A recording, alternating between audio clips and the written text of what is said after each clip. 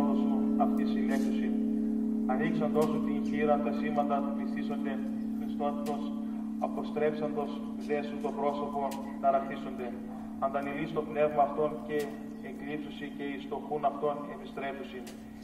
Εξαποστελείς το πνεύμα σου και κτιστήσονται και ανακοινείς το πρόσωπο της γης.